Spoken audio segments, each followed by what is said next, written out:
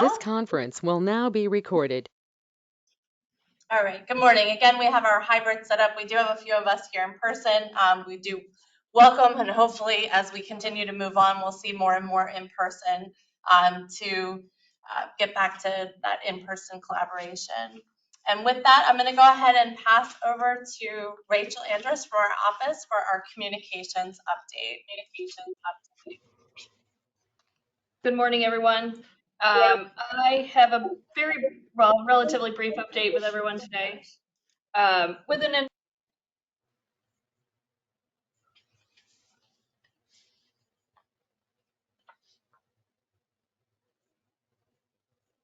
Good morning.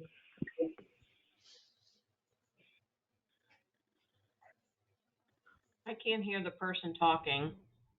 No, yeah, it's not. The audio is not there. Oh, we thought you were. No. Apologize, just a little bit of a learning error with who's controlling what. Rachel will go ahead and start again. Sorry, okay. Thank you all. So you can mute yours, Rachel, and use the room. That's what I was trying to do. She told me. It looked like you were unmuted, that's why. Oh, sorry. I was not. So good morning again, everyone. I have a brief update on the initial Speed and Aggressive campaign, our first campaign of the fiscal year, which ran from March 14th through April 30th. The Spring Speed Aggressive campaign delivered 9.4 million impressions and 16,100 clicks during the campaign flight. It had a 0.30% click-through rate and 316,000 social engagements, leveraging out-of-home, audio, video, and the Masson sponsorship. Year over year, we saw consistent results in terms of impressions delivered, while our engagement jumped from 0.22% click-through in the previous fiscal year to 0.30 click-through this year. We should have a more comprehensive report available in the next DAT meeting. As a reminder, our second campaign flight for Speed and Aggressive is going to run from July 10th through the 31st in conjunction with NHTSA's new Speed campaign. And while we don't have the full details on that July campaign, I did want to share a project with you that we are currently working on. This video was developed using footage from the mock crash we conducted last August. It is still going through the approvals process, so it is not yet available for distribution, but we did want to share it here with you. And this particular video is focused on occupant protection. However, we are developing a 15-second version of this video that will have a primary speed and aggressive driving focus. And again, before I show it, this video has not been approved for distribution, so please don't distribute it or release it with any outside entities. And bear with me while I get to it. Except I can't share, Cynthia. So I stopped sharing. So if that helps.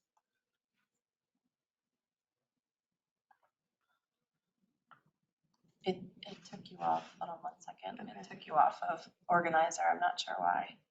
Is it easier if I just send you the link? No, I just, you should have it now. I'm not sure why it took you off of. No worries.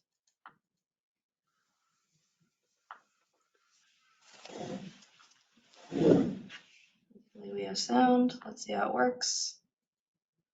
We don't have sound. It rubs my neck. Rubs my neck. Rubs my neck. Rubs my neck.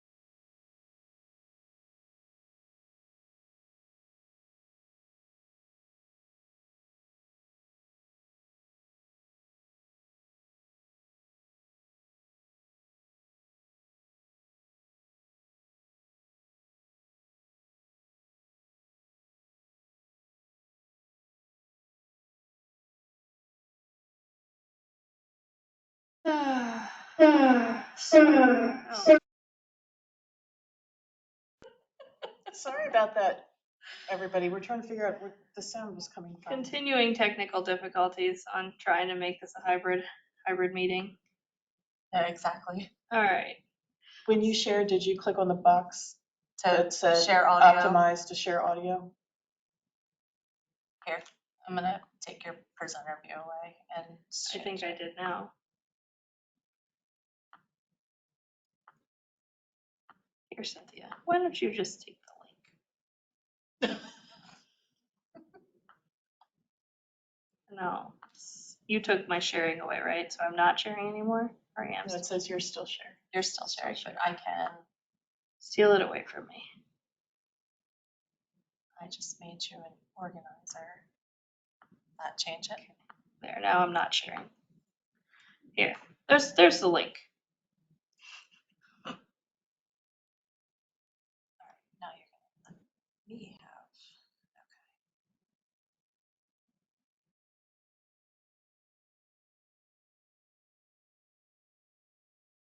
okay. In just a second. Sorry, we're working some tech magic over here so Cynthia can share it with sound, we hope. We will try one more time.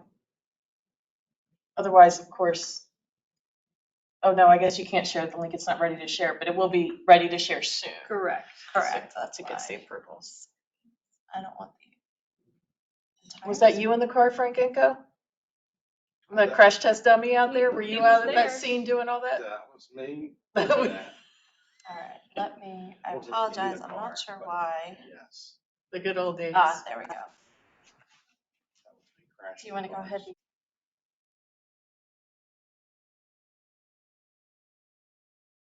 Crashes happen in the blink of an eye, so there are no good reasons for not buckling your seatbelt. It rubs my neck. It takes too much time. We're only going 4 blocks. Even at 35 miles per hour, drivers and all passengers are in grave danger when their seatbelts aren't buckled. Unfastened seatbelts lead to more than 100 deaths in Maryland every year. There are plenty of bad reasons for not buckling your seatbelt, and one good reason you should. Seatbelts saved. My life. And my passengers. Be the buckled up driver. Be the driver who saves lives.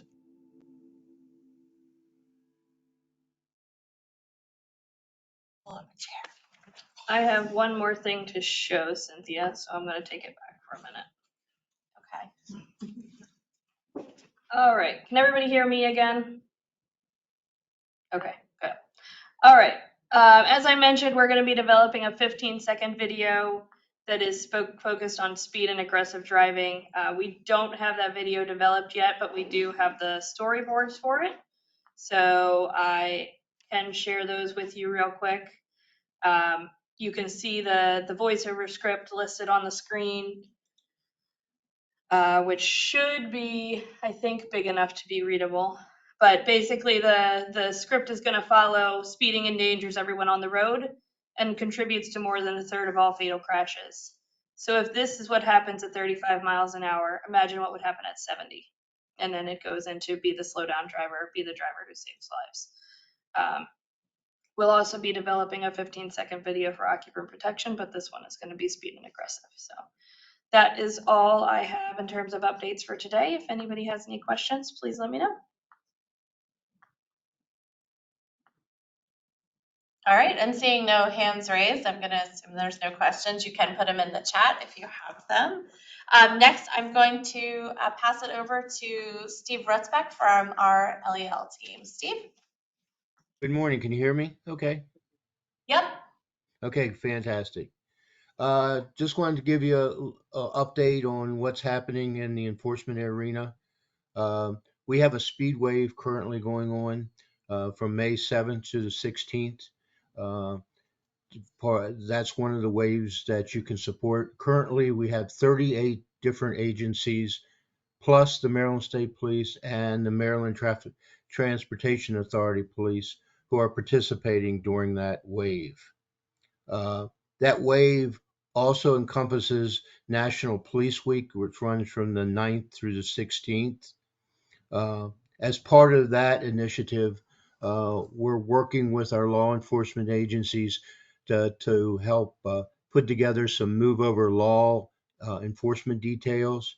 I don't have exact agencies that will be doing details, but if we looked at last year's participation, it was pretty robust, with most of the agencies at least having one day where they focused on the move over law enforcement. It's kind of near and dear to the law enforcement arena, so they readily want to do that type detail to ensure their safety while they're out doing traffic safety.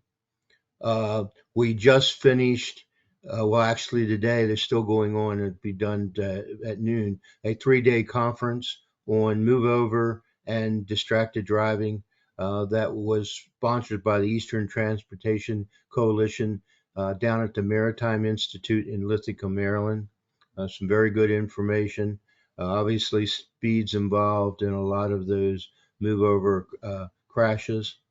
The next wave after this one for speed is in June from the 19th to the 30th. You'll see a number of more speed related waves as we get into the warmer time when more people are traveling, and obviously we all know the speed issues.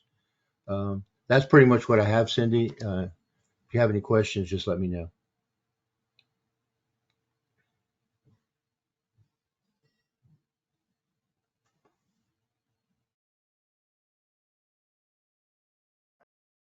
Sorry, guys, still, again, trying out some hybrid stuff to make sure we have everything going. Cindy Birch has controls of certain things and I have controls of certain other things. So thanks for patience. Steve, thank you so much for that, and also sharing the information from the conference. It's definitely a very good last 2 days. And I apologize, it's not on the agenda, but Tina Oots from our office has some information to share with everybody from the community engagement team. Tina?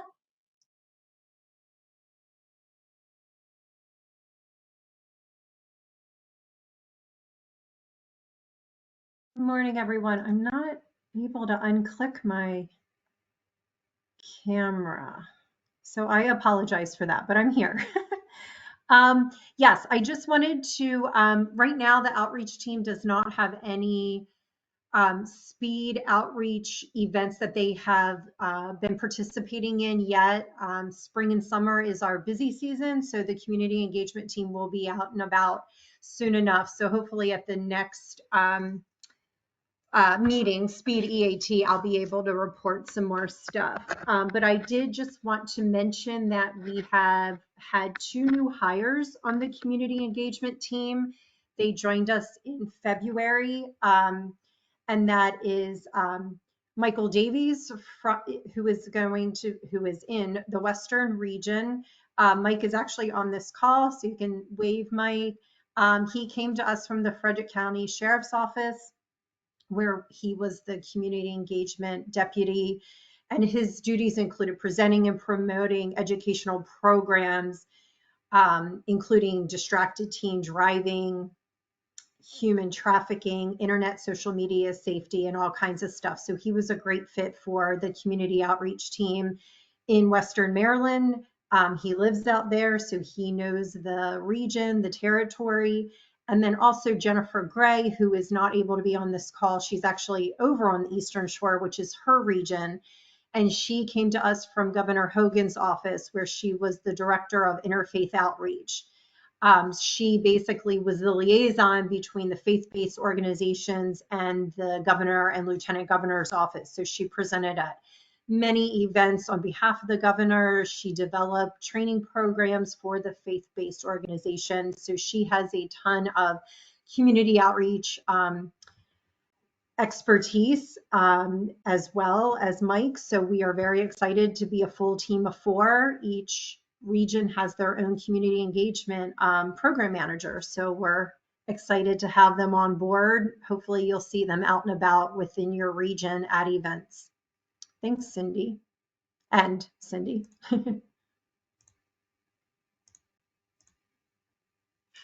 Yeah, one of my coworkers called us Cindy Squared this morning. So. Yeah.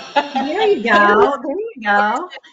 Thank you very much, Tina. And Oh, give me just 1 minute. My computer is now acting up, of course, because again, we're learning all these different things. And if I can't get it to share, that's fine. You guys will just have to listen to me talk. Okay.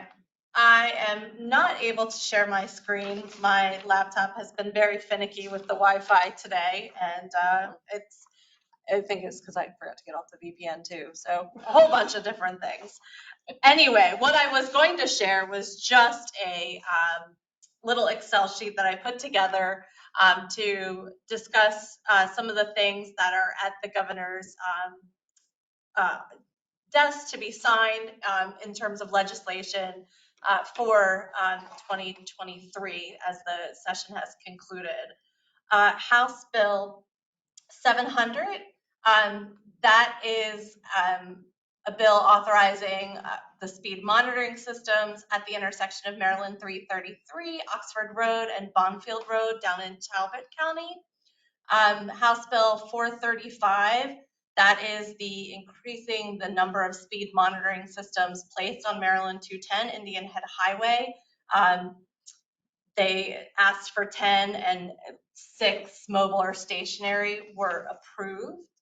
And House Bill 710, Senate Bill 679, that was the Anne Arundel County bill authorizing the residential districts. So those are the 3 bills that made it through this session and waiting for the signature to be put in place. And at least last time I checked, so if they have been signed. I apologize that I just haven't had that updated information. With that, something that we do with the pedestrian bicycle emphasis area team is we have a very small committee, about 8 to 10 of us, that meet in May. And we discuss some of our legislative concepts for the next year. So I was hoping that we would be able to do the same thing for speed. And if there's anybody that's interested, or I know there are some people on the call that do go to Annapolis for testifying. So if there's anybody who has an interest in it and would like to join, you can either put your name and information in the chat, send me an email. And Wade, go ahead. I see you have your hand up. Oh yeah, very interested. We did not have much luck last year, especially on some of the speed, especially on the camera side for enforcement. So if we could get some, a lot of our bills are local only, but having kind of a statewide coalition, I think will help us out, because sometimes they go, oh, Montgomery County wants more cameras, and they kind of roll their eyes. But if we can make some statewide pushes, that'll be helpful.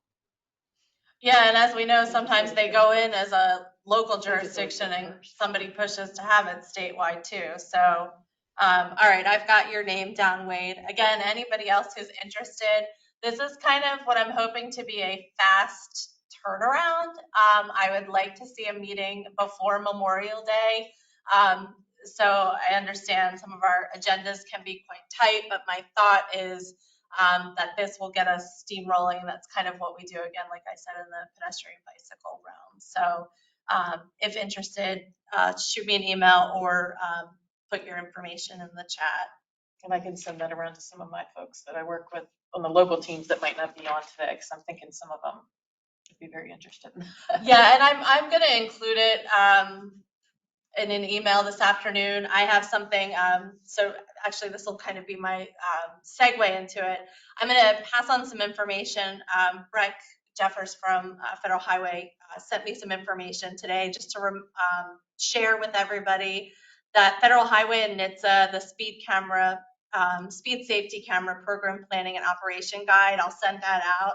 And it's just with Bill, the funds can be used with SIP funding. So I'm going to send an email out today, including all of that link and information. And Breck, if you have anything to add, please feel free to chime in. And I'm going to send that information out today. And with that, I'll include participation for the legislative committee. And I see a hand raised. Was that John? Did I see your hand raised? Go ahead, John. Yeah, so Cynthia, you referred to House Bill 435 with regard to Route 210. the Route 210 Traffic Safety Committee is part of our group, and we work with them closely. Is there anything, if I heard you correctly, that this bill is on the governor's desk for signature? Is there anything that you or anybody on this call would advise us to do as far as, encouraging the governor to maybe put it to the top of the pile? I mean, this is crucial for these folks who are concerned about this, what's widely known as the highway of death. So if you have any advice as far as, greasing the skids here, we'd really appreciate it. Yeah, I'm not one. Cindy, Go ahead.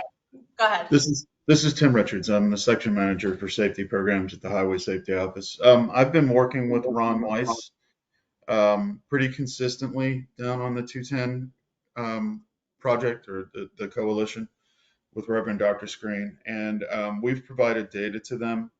So when they have gone to Annapolis to testify or do whatever else they need to do down there, we've been providing information to them. Some of it's based on the new dashboard that we have.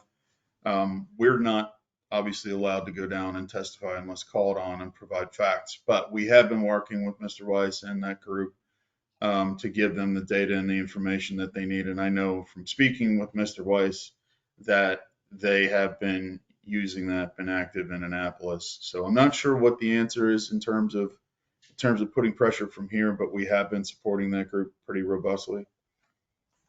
Thank you, Tim. Sure. Yeah, and if anybody else who's been around a little bit longer knows how the process goes, I know I've been seeing updates. I've been following the governor, and I've been seeing updates as he's been signing things. So I think it's just a matter of as it gets to that portion. There are, I'm sure, a number of bills he still has to sign and review, but hopefully by October 1st, we should see signatures. Hi, good morning. Can you guys hear me? It's Regina Ali with AAA. Good morning, Regina. Yes, we can. Hi, good morning. Yeah, you're absolutely right, Cindy. And I think, was that John with Maryland Highway Safety Coalition speaking before Tim? Yes. It was. Okay, good job. Hi, John. Good morning. Yeah, I can't see who's on the call. I'm just here on phone. But no, what Cynthia said is absolutely right. I mean, I believe there's at least one more bill signing date scheduled. There may be more. I'm not certain. But again, I mean, I think it's just a matter of time. Obviously, it will become law whether the governor signs it or not, but it's probably just, I don't know that it's necessary to put pressure. To be honest with you, I'm pretty sure it'll be signed. Right. I mean, pressure, I don't think I use that term, Regina, with all due respect. I think it's just interest, support.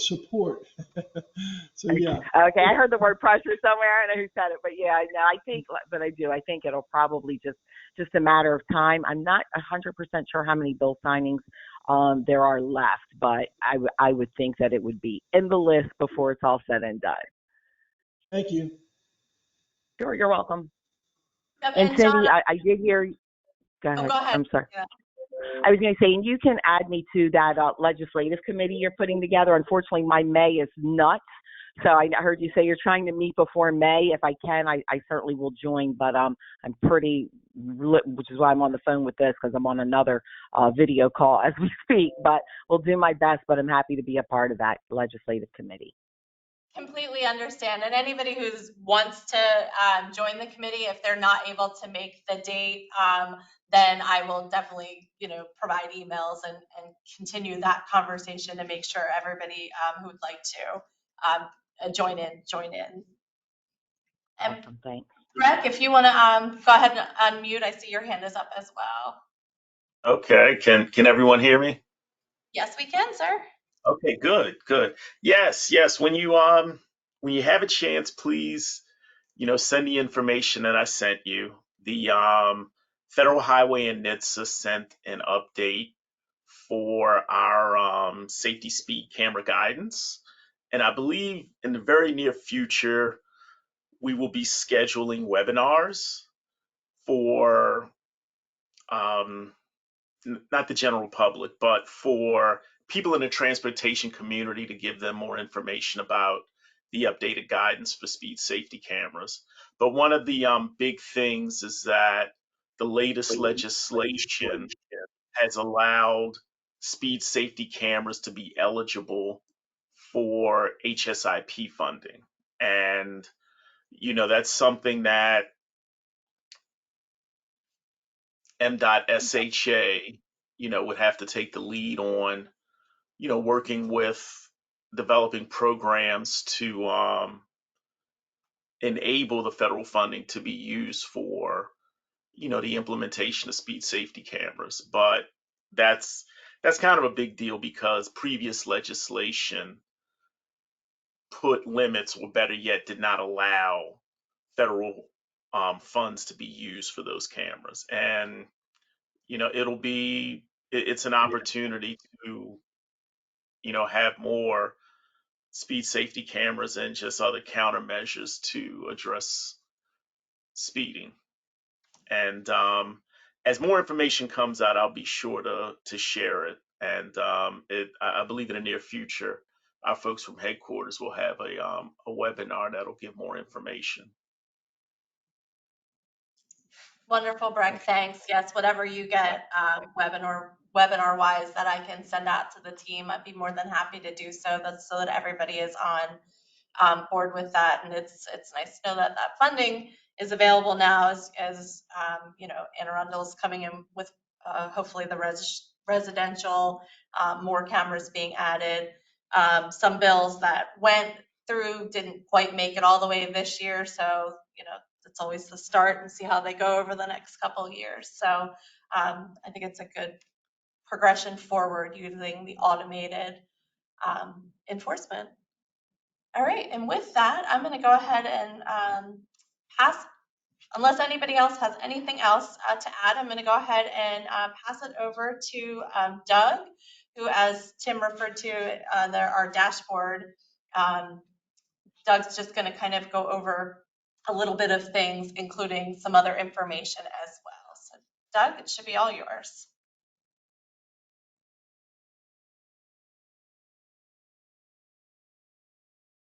All right, just give me a second. Can you hear me okay? Hello? Yep, we can hear you. Yes, we can hear you. Yes. Okay, cool. All right, so, and PowerPoint's in presentation mode? Yep. Yes. All right, good. Sorry, Thank you. you're good to go, Doug. What's that?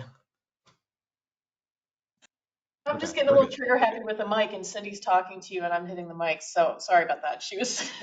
No, I was just saying, we've got you in presenter mode. We can hear you. You are good to go. All right, thank you very much. All right, so good morning, everyone.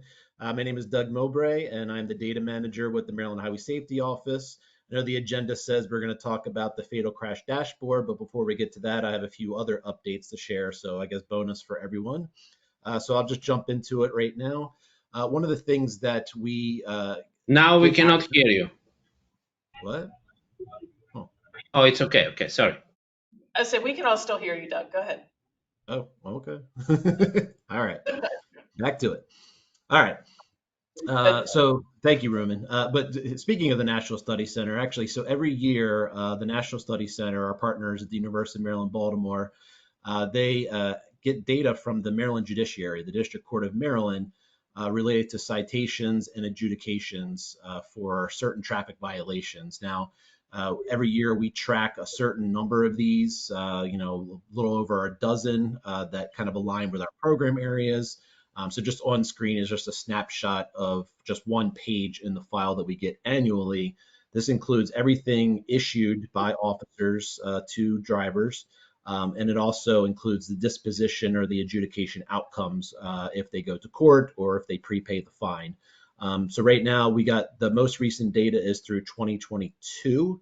The adjudication or disposition outcomes for those are still something we will run again next year or later this year because there's a lot of open cases that haven't gone to court yet, particularly with DUI arrests.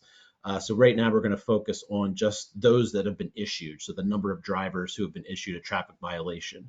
So since we're speed and aggressive here focused, just jump into the trends we're seeing with officer issued statewide speed citations through 2022. I've kind of kept a running chart for this over the last couple of years so you can go back and you can see we are declining each year pretty significantly, with 110,000 issued in 2022.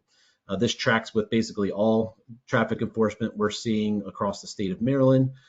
So, it is alarming and concerning, but it is something that we've been seeing for many, many years as we see changes in traffic enforcement. Obviously, in 2020 and 2021 with COVID, there were fewer vehicles on the road. So we know that the decreases are related to COVID. But again, aside from COVID, we're seeing these reductions. Aggressive. Again, not many aggressive citations are issued in Maryland. This is a particular statute. The requirement is that the officer has to observe 3 consecutive violations. So you can imagine that an officer just sees one of them. They're not going to wait to pull somebody over for them to do 2 more violations. That would not be safe. So we've historically not seen the statute used that very often. In Annapolis, it's been proposed many, many years to actually change the aggressive driving citation to be maybe 2 violations, or to eliminate it altogether and focus more on reckless driving. But this is the current statute, and there's very few written each year, and we are seeing a downward trend in those issued. One of the things that was brought up, and I'll give credit to Cindy Birch here a couple of meetings ago, was as we see these declines in officer issued citations, we know that Maryland has a pretty robust automated enforcement program. Are we seeing, maybe the opposite trends in automated enforcement? So what I did was I just took a brief sample of automated enforcement speed citations. This is actually publicly available online. And I took a look at the Baltimore County Police, Howard County Police, and Montgomery County Police Departments, and kind of compared officer issued citations with the automated enforcement citations. So it's a very rudimentary comparison. There's no rates or anything like that. Just looking at the pure numbers, what was issued by officers and what was issued by the cameras, and kind of put together some charts just to kind of see if there's anything of interest here. This might spark some maybe more research opportunities. But looking at Baltimore County Police, as you see those declines in officer issued citations, we actually did see increases in automated enforcement. So maybe there's a correlation there. Just a note on kind of the years here, it's fiscal year. So that's going to be, July 1 through June 30th. So actually the study center contributed the officer issued citations and ran them also by state fiscal year. So they are a 1-to-1 comparison for time frame. Howard County Police, very similar, decreases in officer issued citations, a little increase there in fiscal year 2021, but also seeing automated enforcement going up as well. And then Montgomery County, which was kind of the opposite of Baltimore and Howard, we're seeing both a reduction in officer issued citations and automated enforcement citations. For me, just taking a look at this again, they're straight numbers. I don't know, what this says exactly. One of the interesting things about enforcement from cameras is we'd actually want to see a reduction over time, right? So if motorists are aware of the cameras, if they're actually reducing their speeds, you actually over time should expect to see a decrease in automated enforcement. We've seen that in the work zone citations issued over the years, that when they're first implemented, when they're first turned on, you see the numbers just go up. But over time, you'd want to see those numbers come down as speeds come down. So I'm not sure exactly what these numbers, speak to, whether it's a positive or a negative thing. But I just wanted to at least, present this, let you know that, we do have access to both the officer issued data and the automated enforcement. And we could do these type of comparisons, or you could probably do them yourself if you have interest in it. But I wanted to just do a little sampling based off of something that was raised at a previous meeting. All right. Thanks, Dave. I don't remember asking that question, but I will take the. You did. I'll give you credit for that, Cindy. Yeah. Yeah. Sure. I wonder if, people are thinking, I don't see more cops. I'll go back to speeding and forget the cameras are there or something. It's and then the interesting. increase in cameras throughout the state, That's certain true. places. So. More cameras. Sure. Yeah. Yeah. Again, It's not a rigorous statistical study. I know our statisticians on the line would probably have some questions about this, but some of the caveats are obviously officer issued citations. Traffic enforcement, law enforcement can go anywhere, right, and pull somebody over for speeding on any road, whereas automated enforcement is going to be limited to school zones. So it's not a one-to-one comparison even for locations or opportunities for enforcement. But again, when we have this data available to us, especially if it's public, it's easier to work with. I know it's difficult to get data from the actual like automated enforcement companies. So whatever's available online, it's sort of like, let's see what we can use it for and just have a look. But I'm sure more study is warranted. And I know that Crash Core, one of our partners, and they're on the line, they're actually studying the automated enforcement program with a whole lot more rigor and statistical, soundness than I have done here. So I just wanted to do a little snapshot today. No, that's great. All right. So go ahead. Don't let perfect get in the way of good. Got to start somewhere, and you got so. Thanks, Doug. Yeah, sure. Yeah. I mean, I was hoping to just kind of maybe spark some discussion or inspire something. So yeah. And All Doug, right. So, I don't know if you want to take a question first. It looked like Wade raised his hand. yeah, we could take questions. Yeah, I can't see that with my screen. Go ahead. Yeah, thanks. It's good to see the comparisons. One thing I'll warn anyone on the call here, and Doug did a good job of caveating that, is that, especially for like Montgomery County, we have an older program. So what we've seen this with all of our automated enforcement programs. They peak usually in years 1 through 3. And because we've had kind of a similar, we haven't been adding a lot of new cameras, we kind of have a certain fleet that we've had stable. So we actually see like when you adjust for the cameras, because imagine some of those other programs, you may see that their camera fleets have grown over time. Because that was one of the things we had to teach our legislators about, especially the bus cameras. We went from a couple hundred cameras to 1,500 cameras in a couple of years, and they're like, "Oh my goodness, why are the numbers going up?" It's like, well, we were adding cameras during that time at a pretty heavy clip, but now we've actually seen, even with the bus camera program, the same patterns. When we kind of maxed out the cameras and all the buses, we're now seeing that decline that we've seen with the other programs. So one thing, if you're looking at this for your own community, you'll probably want to adjust for the amount of cameras you have available, because obviously you have more cameras, they're going to catch more things. Yeah, that's a great point, Wade. And yeah, everybody, that is a great point that Wade made. Earlier, when I was looking at the data, I did consider including the number of cameras because the data that's available online, they actually give you that count, right? So each year there's either fewer or more. So it is true that, for each year that we're looking at, it is specific to how many cameras are there. So yeah, the more cameras, you see citations go up, maybe fewer cameras, they go down, or there's more cameras, but they're in fixed places and people get used to them and then they're not violating anymore. So yeah, I mean, you start kind of adding some other variables to this analysis, the story kind of does change and have a lot of caveats. That's a good point, Wade. All right. So speaking to what was on the agenda, so our fatal crash dashboard, which we launched at the summit on April 12th. So this is live. It's been live since actually just that morning. So hopefully everybody has had a chance to explore the dashboard. If you've not, and we'll make this presentation available, and I have a link to the dashboard. You can feel free to explore it on your own, but it is housed in the zerodeathsmaryland.gov website. So once you go there to this URL, you'll be able to find a link to the crash data dashboard. Just kind of draw your attention to at the top, some very important information, and I'll get into this in a minute. We actually include the definitions that we use for how we queried the types of program areas, the types of crashes that we're looking at. We also have an FAQ there. There's some very good information out there. If you have questions about how can you get access to the data, there's answers for all that.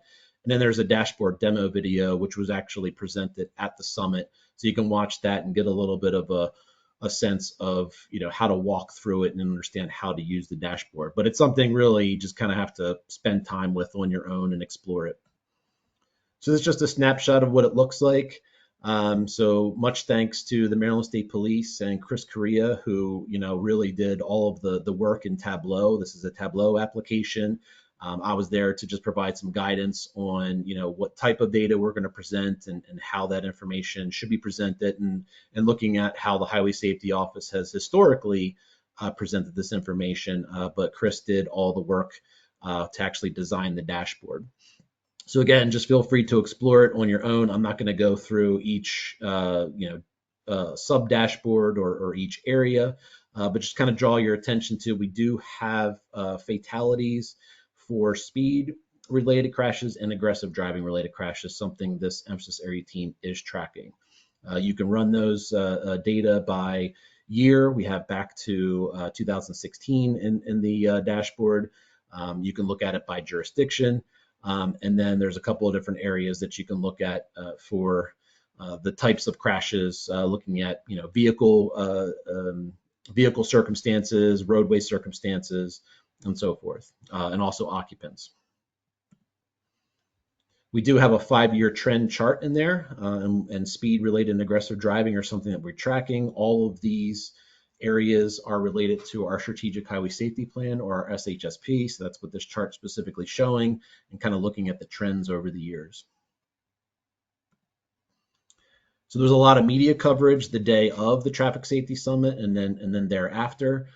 So one of the things I noted in the media coverage is, journalists really focused on, kind of what was the biggest driver of fatalities in Maryland. And based on the data that we've presented, they really did call out speed and aggressive as some of the most serious and oft-cited circumstances or behaviors, driver behaviors, that are contributing to fatalities in Maryland. So there's an article with the Baltimore Sun that really kind of spelled that out. And here's another one in the Herald media that identified aggressive driving as a main source of traffic fatalities. And we'll get into the reason why that was called out. And that gets into sort of the definitions that we're using. What is speed-related fatalities or speed-related crashes? What are aggressive driving fatalities and crashes? The definitions are available online. So again, you can spend some time looking at that. I won't read all the words here because it's a lot on the screen, but I have this here for your reference. But essentially, if not all of you are familiar, but Maryland has a state crash report. It's called ACRES, the Automated Crash Reporting System. Every law enforcement agency in Maryland uses the ACRES system. It consists of a couple hundred fields and a lot of different attributes related to crash investigations. One of the main fields that we look at when we're looking at driver behavior related crashes is contributing circumstances. This field has been around since the beginning of the form. It does have some quirks to it and some caveats. It is often related to a subjective, accounting. Not all the time will the officer have evidence of some of these circumstances, but it is the best available data that we have to identify behavior-related circumstances when it comes to crashes. For speed, we look at 2 values in contributing circumstances: whether the driver was marked as exceeded the speed limit or was driving too fast for conditions. For aggressive, we look at a whole lot more different behaviors, and this will kind of give you a clue as to why the numbers are so high. We've got a lot of different driver behaviors here, and the reason for this historically is that these behaviors align not 100%, but mostly with that aggressive driving statute, right? So there's about a dozen different traffic violations that are in the statute that a driver would have to, commit at least three of those violations in order to be, given that aggressive driving citation. So what we did was we looked at the different circumstances in the crash report, and we try to align those behaviors with that aggressive driving statute. So this is kind of what we ended up with. This definition has been there for a long time. It's not new to the fatal crash dashboard. But we've been using these behaviors for a long time. So you can see, failing to yield the right of way, failing to obey stop sign. You got to wonder, is this really aggressive? In a lot of ways it is. Somebody who's, driving too fast and following too closely, that would be considered an aggressive driving behavior. So, looking at contributing circumstances on the crash report, it's a combination of at least two of these, which would constitute an aggressive driving crash. But Doug, on that screen, Yep. Yeah, go ahead. I'm sorry, on that screen, it's saying they just need at least one of those. So that is a different definition, because Frank and I and Cindy were just talking about the aggressive Right. numbers are usually never bigger than the speed numbers. So Exactly. Yep. so We're this getting doesn't there. Okay. And Yeah, Doug, real yeah. quick, we have a break. Dave Daggett. Go ahead, Dave. Dave, go ahead. The aggressive Dave Daggett. The aggressive driving statute actually has only seven. There's seven specific Seven? violations, and they have to commit three of them, and they are failing to obey a traffic light. When it comes to like unsafe passing, passing on the right, driving on the lane roadways, following too closely, fail to yield right of way, or exceeding the posted speed limit. But there are variations of that. So Doug's listening there are probably, some of those are certainly appropriate and fit in. But technically, there are seven statutes, and they have to violate. Basically, have to commit three violations out of those seven, and it's just, as Doug said earlier, police don't want to wait till somebody commits three because they could end up killing somebody in the interim, so they yank them before that. So. Yeah, thanks, Dave. Yeah, I forgot how many there were. Yeah, so there's seven, and so these are just variations thereof. So there's, exactly. Each one of them, the improper or unsafe passing could have two or three. So your definition there is perfect. It's very it's excellent. Yep. Yeah, it's not my definition. It's been around for a while, but yeah, each one of these behaviors is related to those violations in some manner. So, it definitely constitutes, aggressive type behaviors. But yeah, and Cindy pointed out, yeah, so at this point, yeah, it's at least one of these is, if a driver exhibited any one of these, that's what's currently in the fatal crash dashboard. Just going historically, though, we used to actually query it by looking at primary and secondary contributing circumstances, and that was for aggressive and speed. So all of those different behaviors, the query was limited, and I got some screenshots here of MSP Form 1. So this was prior to Acres. There's actually a contributing circumstance field which has four selections, and essentially, when the officer filled out 82, 1, 2, 3, or 4, in order for us to kind of prioritize and identify either speed or aggressive, we were only looking at 82, 1 and 82, 2. In Acres, it's different now. The contributing circumstance field, that's just a screenshot of what it looks like for the officer. They're selecting, just one or more options for all these different behaviors. And there's a lot that are available to the officer. So kind of looking at comparisons of how we used to define it and how it's defined in the fatal crash dashboard, you can see the numbers went way up. So I've got the raw numbers here and the percentages for speed. By looking at the old definition, you see about 30% of our crashes are related to speed if you're looking at the new definition, and it used to be about 17%. For aggressive, even remarkably changed because we're only looking at one of those attributes. We went from 5% a year to now over 50%. So that's why the media coverage was saying aggressive driving was one of the leading causes for fatal crashes in Maryland. So again, just kind of spelling that out. If you limit the query to only the first and second circumstances, 16% of all fatalities are speed related and 8% are aggressive. If you expand the query to include just at least one of those behaviors to any of the circumstances, not limited to one or two, it's almost a third of all fatalities are speed related, and over half of fatalities have an aggressive driving behavior associated with that crash. So two of the things that I wanted to ask today is, do we think by kind of expanding that definition for speed, is that a more accurate, accounting of how often speed is a factor in crashes? And then there's sort of the opposite question: are we looking at too many different contributing circumstances for aggressive? And if we were to change that, would we remove any? Would we try to change the definition somehow? I would just note that that idea of a hierarchy that used to exist in MSP Form 1 of contributing 1, 2, 3, 4, that no longer exists. It's just one field, contributing circumstances.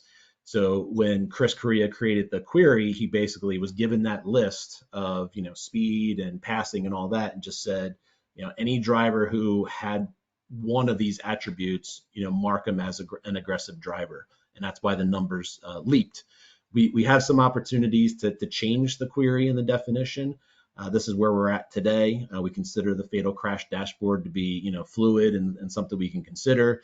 But I did want to bring this to everyone's attention today as the immediate stakeholders for speed and aggressive behaviors in Maryland, and give you an opportunity to weigh in on how we might look at these. We can leave it as is, we can change it, but I did want to open it up for discussion.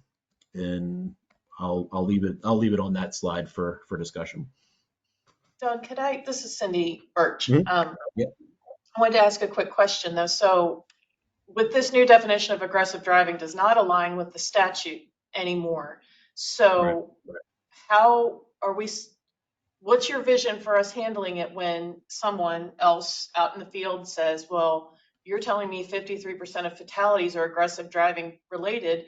What are we doing about it? Look to law enforcement and the courts and don't see 53% of citations and arrests being aggressive because the definition is more strict. So then they might assume, back to the adage of law enforcement's not doing anything about this, but that's not exactly the case. Like how do we handle concerns now that the definitions don't align? Yeah, I mean, I don't know if I have an answer to that. I mean, I would hope that it was kind of a group discussion to figure that out. I mean, it is a good question. And I would say over the years, we were focused more as a program area in the Highway Safety Office on aggressive driving. And we've, kind of shifted the focus more on speed. And speed is kind of the biggest, factor in a lot of crashes and even those aggressive driving behaviors, right? So if somebody's driving aggressively, exceeding the speed limit or driving too fast for conditions is usually involved somewhere in there. So speed is more of our focus, especially since, we have a lot of different tools out there, to address speed, whether that's enforcement with officer issued citations or automated enforcement. And then obviously on the engineering side, reducing speed limits, road diets, just changing anything related to reload and speed. So really our focus has been on speed. Maybe we move away from a focus on aggressive and we just pull these out. I don't know. Maybe that's an idea. Well, but I'm just talking about the aggressive driving definition change. What was the push behind changing it away from the statute? Was that from your office or law enforcement? Why? You mean changing it in the dashboard? Yes.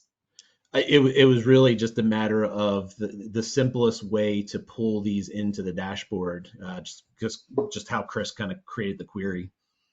It wasn't really like a huge philosophical decision. It was just like, here's the list of behaviors, those are aggressive related, query the drivers for that. It was easier off the cuff. It was easier for him to program it in the dashboard, and then we have to deal with all of it afterwards. When it doesn't Exactly. Yeah. I know where to send my next question then. Thank you. Yeah, some of this is, and I'll just note for that, we were on a timeline, a deadline to get the dashboard ready by the summit, not making excuses, but ideally we would have brought some of these discussions to this group sort of before we launched the dashboard. Just the timing did not quite work out that way. So at least now we have it out there. I found it interesting that the media immediately grabbed on to, the story of aggressive being a factor, in most crashes. So I think it worked kind of out better anyway to have the discussion this way instead of ahead of time. But we have the opportunity to change it. And I think this group is the group that should be the lead for having that decision. No, I understand. That's why I wanted to ask, because that first quote had us kind of scratching our heads a little bit. So yeah, exactly. Right. You had, right? But yeah, I was gonna say, Wade is the first one who had his hand up, so I'll send it over to Wade. Yeah, let me see if I can. All right. Thanks for that. Yeah, Doug and I have had a lot of conversations about these queries in the past. We've nerded out many times about the best way to query these, and of course, there's no one perfect way to do it. I think the speed one makes sense because again, speed it's not just exceeding the posted speed limit; they can be too fast for conditions. And actually, look at the number of 27% of fatalities. That basically puts us right at the average for the U.S. is about 27 to 30% U.S. fatalities involving speed. So that actually would be putting us closer to what we see for the U.S. numbers. So that makes sense to me. I guess I have the same concerns as Cindy because aggressive driving has a very specific legal definition of what is aggressive driving by the 3 citations. So I would probably want to be more conservative about how we query for aggressive because I think so there's a gap between what could be aggressive and what is legally aggressive driving, which that's another maybe something for the legislative committee to look at because it is pretty tough to get all 3 in one stop. But with I mean, it's also similar to how we just talk about distracted driving. For example, looked but did not see is something in acres they can control, and I think we count that in Maryland as a distracted driver. But if you look at the federal definition, they exclude explicitly some of those categories that we include for distraction. So our distraction numbers also look higher based on how you query it too. So it's kind of a similar situation we've had in the past to talk about how do we actually describe a distracted driver. And I think we have a slightly larger definition than we do at the federal level. Yeah, distracted, I don't have those definitions on screen here, but you can explore those online. Distracted is a good example of where we have a lot of under and over reporting, right? So that's kind of the balance we're trying to figure out here is, in fact, the contributing circumstance field on acres is not a required field. So actually, many crashes, the officer is actually just skipping it and not filling out any behavior at all. So we know that any of our queries where we're trying to define a crash related to behavior and circumstances, we already know we're undercounting because sometimes that's just information is not available to us. But yeah, but then, we tend to then course correct by then maybe over reporting on, how many different behaviors. And I think that's what aggressive is doing. And we've done the same with distracted. If you look at those numbers, it's like half of all fatals in Maryland, or even half of all crashes are related to distracted driving because we include so many different attributes, so many different circumstances, and there's a driver distracted field. So, we sort of swung the pendulum entirely the other way and counted a lot of behaviors in order to capture distracted driving. So I think that's what happened here with aggressive.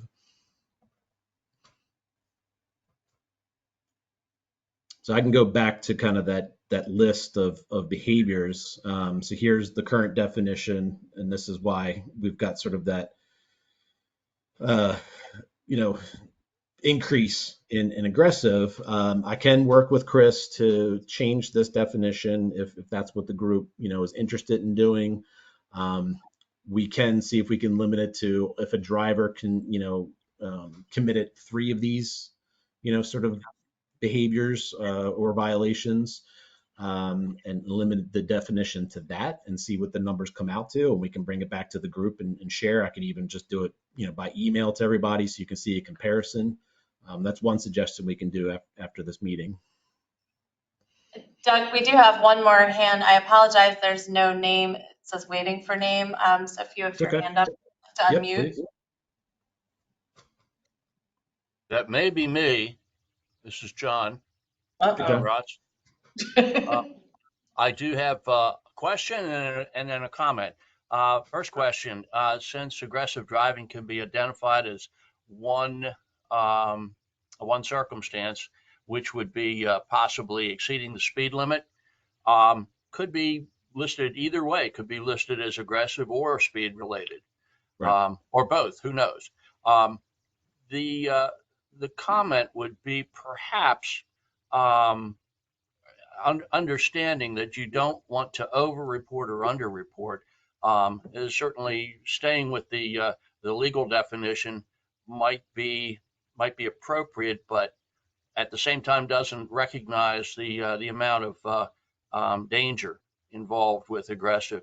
So perhaps what you would your definition would be if it's speed related and picks up one other of these issues here. That way, you're going to probably drop that down in someplace in between. Again, that the over-reporting that we're seeing here and the under-reporting of trying to capture all three.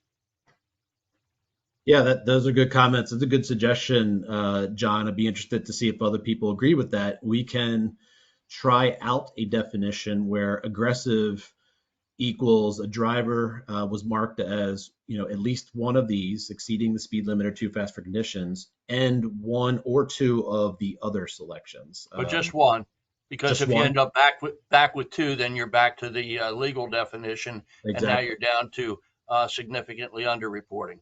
Right. So speed plus one of these others. So I'm looking, Cynthia here is a very awesome retired police officer as well as leader of this team and has the citation books. So looking at the actual statute, the 7 things do not include the speeding anyway. So if we tighten it up by the 7 that were there, it's traffic lights, overtaking, passing on right, driving on laned roadways. I don't know what that is. Following too closely, failure to yield, and exceeding a maximum speed. Because we were just saying some of those, like what has already been said, are probably more distracted, things like that. So it might be interesting just to go back and run it by the law, even though there's 3 of the 7, the numbers are going to be low. But as people use citation data more and more out there with safety planning and evaluation and all of that, it might be interesting to see what those numbers come down to. Yeah, no, I think that's a good suggestion. I can definitely do that. Yeah, I mean, one of the things that we've lost we've gained a lot with acres, but in this particular instance that we lost is that officers were trained in MSP Form 1 to list the sort of the most the circumstances 1, 2, 3, 4 is a hierarchy, right? So 1 is this behavior contributed most to the crash, and 2 and 3 and 4. That hierarchy no longer exists. So they're just kind of selecting the different. When we all thought it was required too. The fact that it's not a required field is and it's not required anymore. So even just kind of how they're filling it out changed, which is why we started with let's just include all of these. You'll see that in some of the other definitions too. But yeah, I think this definitely could use some tightening up, and I can work with Chris, and then I can work up the numbers and kind of share it with everybody so you can see a comparison of what it would look like if we did make a change to the query.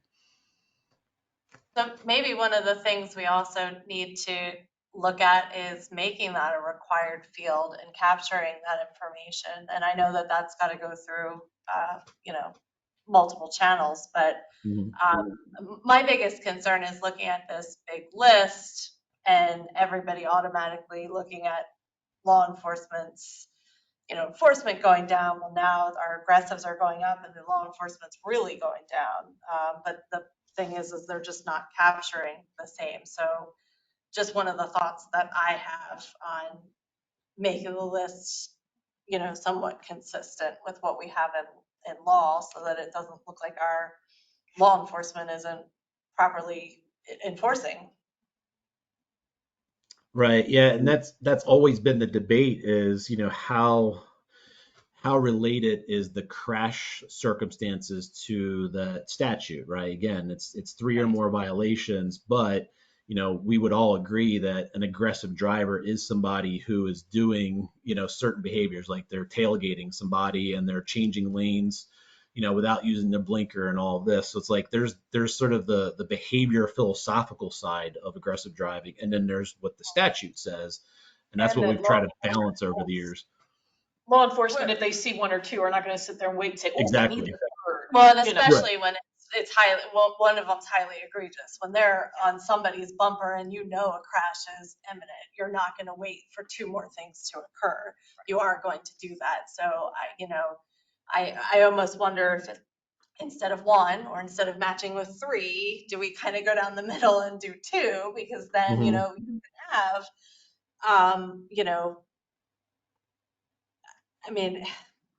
some of these, it can be following too closely. Yeah, I don't know.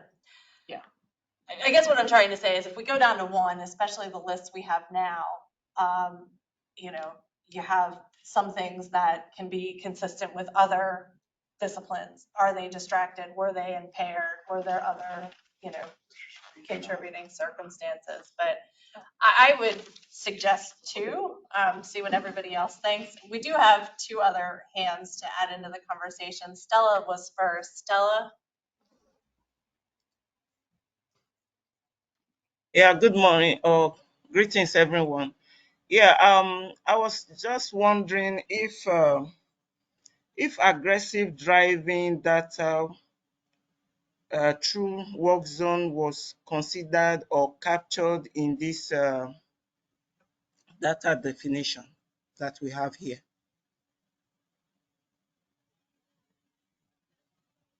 So the work zone would be on the crash report. There's actually a field where the officer can mark yes or no if it's a construction or a work zone.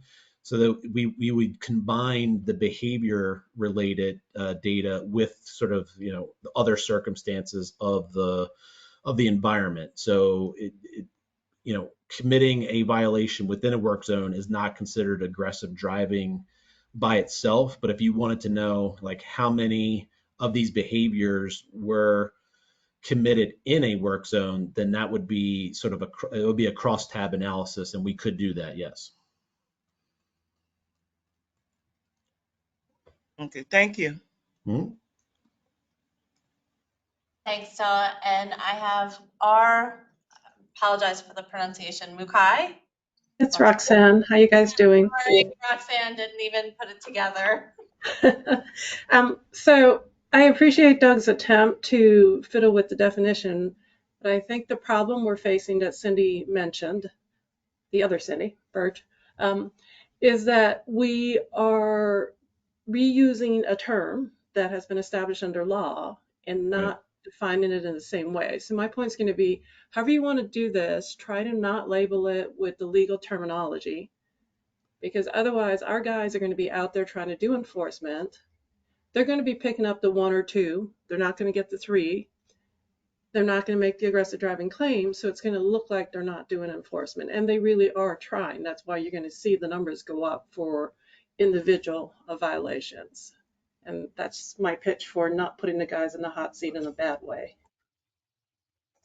Yeah, that we're on the same wavelength there, Roxanne. I was going to suggest that myself, is perhaps we do make a change to this definition and maybe come up with a different term other than aggressive, so it's not related to the actual statute, right? So we're looking at these behavior, like these are specific driver behaviors. So another terminology could, kind of combine these into some order of description of driver behavior. So that's an option too. I agree with that. And you may not see it, Doug, because you're the one presenting, but I know, right? Hold on. A few suggestions in the chat box too. Let's see, questions. Aggressive driving factors. Factors, yep. Or something like that, I think, yeah. We did an analysis years ago with Washington College where we actually showed all crashes and individually counted all of these behaviors, kind of just showed them individually instead of combining them. So, and we called them aggressive driving factors, yes. There's precedent for that. Was that all the questions? Yep. Yeah, I was going to say I like the factors as opposed to factors. Yeah. And then would we be able to, is it too much work to have it separated as into the contributing behaviors of aggressive driving versus aggressive driving, and how hard would that be to query out? Definitely don't want to put more on our state police partners. Sure. Yeah, if you look at, so if you go to the dashboard, there actually is, I think it's under the, now I'm forgetting. There is a list where the individual behaviors are summarized. So, you can always do that. I mean, over the years, this aggressive driving definition was trying to combine things into a query, But yes, you can always just go in and say, well, how many fatal crashes were related to following too closely? How many related to, changing lanes? You can always, sort of disaggregate, the behaviors into one type and query that way.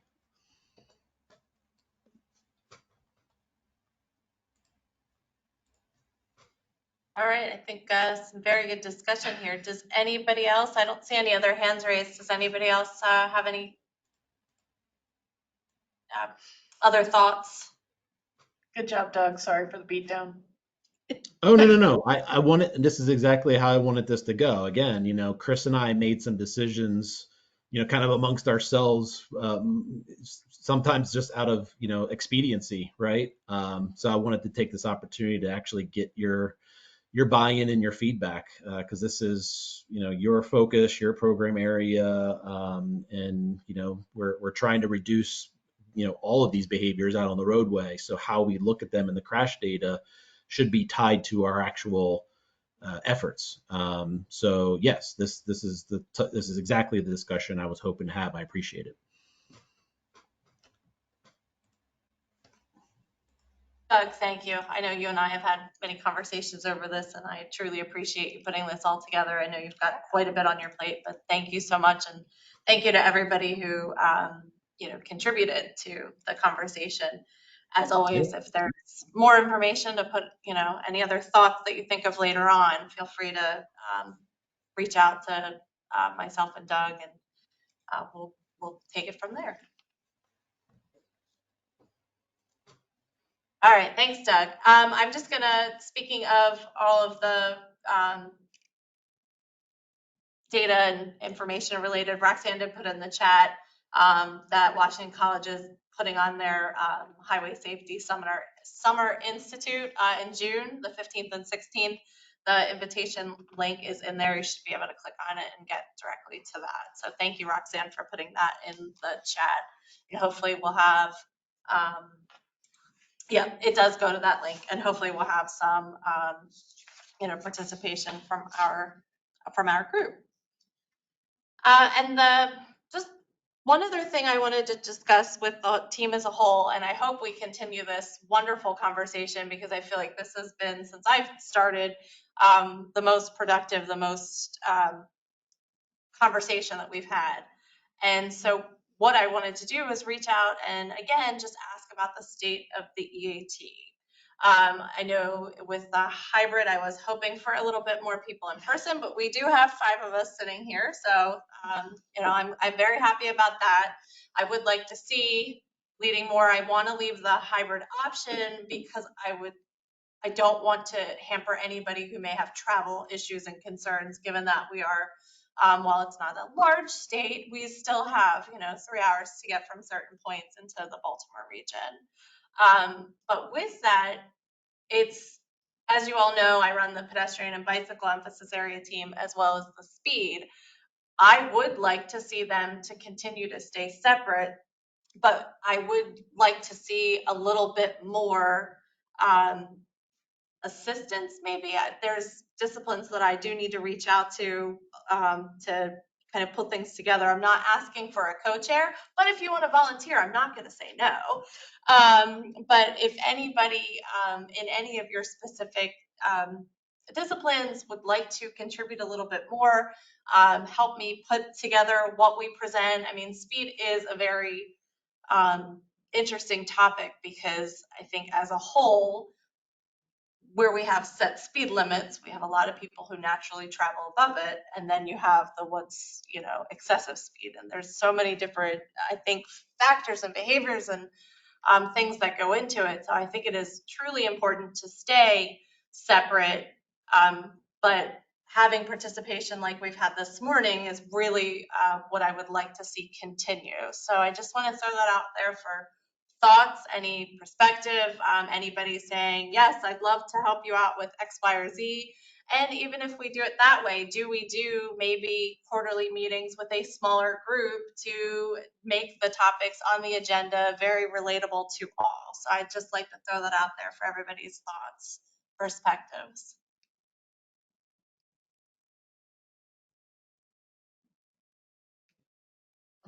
And Yeah, now we're back Cindy, quiet. no, Cindy, this is Tim Richards. Yeah, I mean, we kind of face this with a lot of our EAT meetings, and I know virtual presents some challenges as well. But feedback is very important to us, not only in helping to shape our programs, but in learning what people kind of need from us to help support their speed efforts. And so, you do run into a lot of situations where people are either quiet or have reservations about talking. So I would encourage people to kind of set those aside. There are no dumb ideas, believe me. Speed has only become more of a factor over the past couple of years since COVID.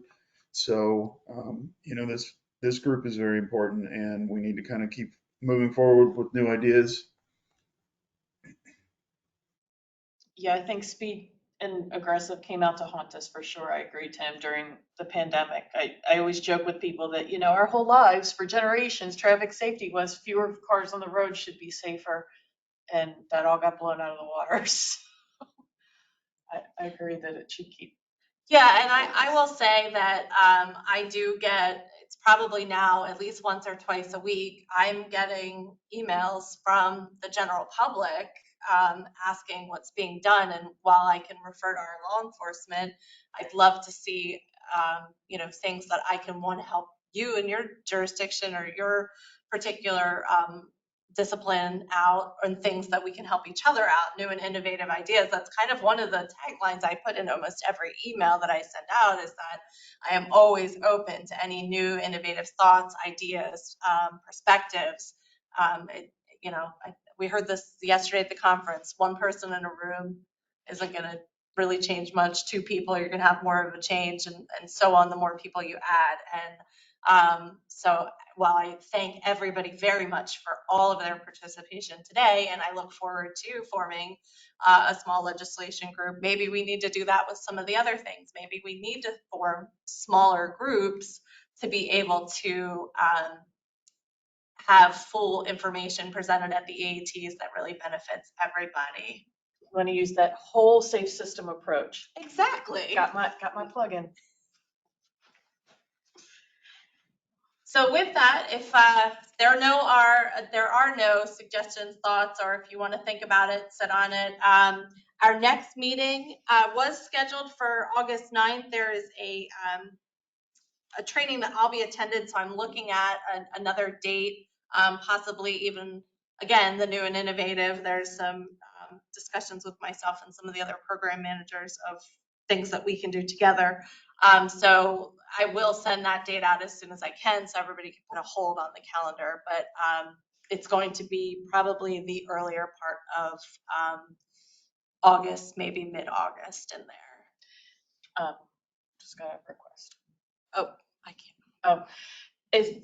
Oh, Tim Kearns wanted us to ask if there's any legislation people would like to see for next year. Yes. Like Cynthia said, to start planning ahead. Yeah, so that's one of the things that why I wanted to kind of get this meeting into May, is because I would like to see something that, if we have concepts, to be able to bring forward sooner rather than later. So again, if you have not raised your hand, told me you want to join in, if you want to send me an email, I will be putting that probably the week of the 22nd is when I would like to see that meeting held. So John, go ahead. You can unmute. Yeah, just no, Cindy, please include me in that meeting. Any type of legislative outreach, early planning sounds great. Could you hear me? Yep. Yeah, we can hear you. Sorry again, it was me talking. Cindy was muted. I didn't notice it. I've got you on the list, and we'll definitely have you incorporated. Tim said there's a review on Monday, so we need thoughts now. Thoughts now. Okay, well, I have some, but I don't have them. He's listening. You can at least tell Tim you right. have some thoughts. I do have some concept thoughts. Some of them I don't think will be favorable, but one of the things, I know I've had this discussion with, I think Frank and I have had this discussion. I know I've had it with some others, but I don't see where legislation is going to want to pick it up. But one of our big things is, as a state, if you think about it, we are setting our automated enforcement at 12. 11 over 12, you get the citation. Although some people claim they've gotten So it for 11, so, but who knows? You know. either way, 10, 11 over, if you're in a Still too 25 much. mile an hour zone, that's 35 miles per hour. That's where your children are. That's where The your lawyers won that fight. pedestrians. I would love to see that lowered to 5 or 6. I can see why they're not going to take it all the way down to the exact speed limit, because people are going to argue, oh, my odometer, I can't tell the difference between the 30 and the 31. But you know, I know. but I think that by lowering it from the 11 down to even 6 starts to send the message that the speed needs to be lowered. That's just one concept I have. So if anybody else has any other thoughts, I do have a couple other things, but if you have thoughts and would like to put them together, please go ahead and you can send me an email this afternoon, later this week. Wade, go ahead. Did I see your hand up? Oh, you clarified. I thought we're still discussing it, but yeah, I can send you a long list of ideas. Although I will say that we actually had a lower threshold for ATE speed when we first started rolling this out, and it was, I want to say, sometime in the late aughts that they upped that to 12 miles an hour. I don't know if anyone remembers that, but there was kind of the pushback from the early program, and they upped it. It was all lawyers, right? At least that's what I was told. The lawyers got in there and got your speed is, speed cameras ahead signs, 11 miles, you know, all of the nuances we have to deal with, I guess, for entrapment or whatever That's it is. even more of a reason to lower it to 6 if you're going to have speed limit is, right, photo enforcement, and you're going to have all those warnings, if you will, beforehand. Why not lower it down to 6? Absolutely. Maryland has an absolute speed law. And that's exactly what I'm thinking. I said we have the speed limit sign anyway. That should be warning enough. The speed limit on this road is 25. Well, some officers, when you get pulled over, will let you know that that was your warning. But you know, that's just the thought. And I know back when our automated enforcement came about too, that was, you know, I think it was also a way to get it in. Okay, it's, you know, a larger thing. Now we have more things, but you know, if you listen to any of the hearings, sometimes the legislators also like to put their thoughts on what they think of it as well. And Roxanne, yeah, there's technology issues. The sensor could affect accuracy of readings. There are some factors and thoughts to be put into it, but it's just something on the behavioral side. We're kind of saying in Maryland you can do 11 over, even though it's not written into law. That's just my thoughts, perspective, right, wrong, or indifferent. But John, you have your hand up. Yeah, sorry to be a squeaky wheel here, so to speak. But one idea we came up with in the past several months is starting sort of with getting our own house in order in the state and even in the counties, which is to say that for state employees operating state vehicles, not involved in, you know, emergency pursuits and things like that, but just everyday state vehicles doing what they do. Why can't the state impose upon its employees a mandate that they not exceed the speed limit? Is that something that this group could get behind? It's the legally posted law. They are state employees. We're talking about state laws. I don't see, right off the bat, we've thought about this a lot, and it seems fantastic, right, in some sense of Webster's definition, but by the same token, it's like we need to do as we say, you know. So, and then hopefully, you know, if somehow the state of Maryland were to adopt this requirement as a policy with sanctions attached, then looking around at maybe a domino effect with counties. So anyway, just a thought for people to think about. I think that's a great idea, because I know in a lot of the local SHSP teams at the county and municipal levels, agency culture is a big part of all of it. So they're talking about amongst themselves, and some of them in Baltimore County, I remember from one of their team meetings, like in the school system, things like that, they have policies in place like that. And if something happens, a crash or a violation or something, they have consequences or repercussions or whatever word we want to use for it as far as their own employment and their training. So I think that'd be great if it was a state level example as well. And I think, you know, if no other state in the country does this, then what an opportunity for the new governor to get out front and say, this is how serious we take it. Speed, excessive speed so seriously, we're going to start right in our backyard from Annapolis on outward. Not that big of a state. I think you know, I used to run my own company. We'd have certain issues pop up, and we're just able to do it because it's the right thing to do. We don't have to put things to a vote. You know, I don't know that this would take a law to ask employees driving state-owned vehicles to abide by the law. You know. Well, one thing that's come up in some of our local meetings as well, it's not so much legislative change, but if there was a way to market the reality, because I know in a pretty decent size of the general public, we think cops make the money off our tickets. They make the money off of the camera tickets, and they get nothing out of those. And then the other thing is, oh, well, cops are doing this all the time. They put on their, or fire department or whoever, put on their red lights, go through a red light, and turn them back off again just to be able to get through the intersection, stuff like that. And talking to these agencies, they make their folks pay for all their camera tickets. They're not absolved. They're not paid by the agency.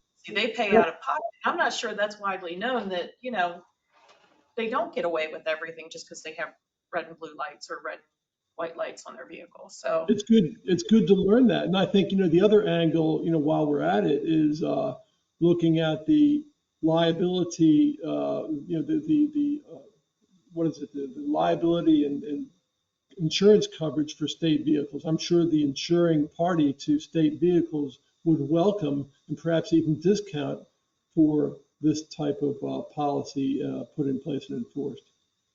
You know. yes, you asked for legislation, Cynthia, and we're coming up with more policy and marketing ideas, John. Well, you know what, it's Right. okay. I do have it down as concepts, and, you know, that can always be something that we say is maybe not just a legislation concept, but a policy concept as well. And, Yeah. but I do have those notes, so thank you, John. When I just got a quote from your fearless leader said, well, the only time you see the speed limit is when you pass it, LOL. So on that note. This is true, and you know, and that's your warning sign. Yep, that's your warning sign. So yes, and Kim does bring up another good point in the chat that if it did get lowered, it would require a lot of education because everybody is accustomed to the 10, and I think really it's even more than the 10 at this point. I feel like 15 has become the new 10. The education is all the tickets you get. Education is, yeah, and really that's going to spread like wildfire once people start getting ones. Once, you know, if we can change the legislators, of course, that's going to be the big sell too. But I appreciate everybody's time, especially chatting a little bit more on legislation towards the end. Again, anything else you can think of, please don't hesitate to put it in an email. Even though it appears that I do need to have them in a little bit faster, I still don't mind creating this group. We ended up starting the pedestrian and bicycle a little bit later last year, and then that formed a good solid working group, so we were able to continue with that. So for those who expressed interest, stay tuned. There will still be a meeting, and it will still just be things that we can follow up with throughout the year as well. So unless there's any other questions, comments, or thoughts, I hope everybody has a very safe and healthy summer, and I will see everybody towards the fall. Thank you. Thank you. Bye, everyone. Yeah, thank you.